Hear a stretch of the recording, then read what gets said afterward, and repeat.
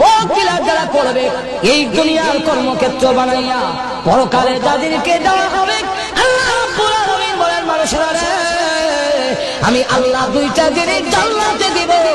এক নম্বর হলো স্বাস্থ্যের কোনো সমস্যা নাই, আর তোমার ডায়াবেটিস থাকবে না, তোমার বহুমূত্র থাকবে দূরের কথা, বেশি বেশি তুমি হিসাব করতা এটা থাকবে দূরের কথা, তোমার কিন্তু আর মুখই থাকতো না, মুখ উঠে যাবে, পায়খানা নাই, সবগুলো হজম হয়ে যাবে, ডেপুট দিলে শেষ হয়ে যাবে, স্বাস্থ্যগত দিক থেকে কোনো দুর্বলতা নাই।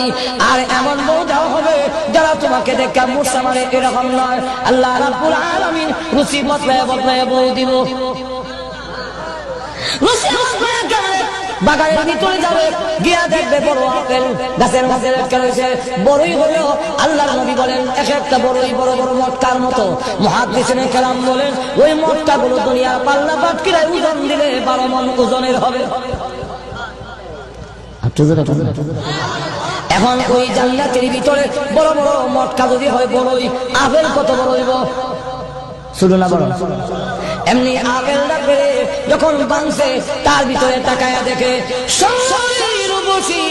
গলার মধ্যে অলংকারের অভাব নাই, কানের মধ্যে অলংকারের অভাব নাই, হীরামণি মুক্তা খচিত কাপড় পরিধান করা, 14 তারিখের চন্দ্রের চেয়ে আরো উজ্জ্বল চেহারা, একজন বউ একজন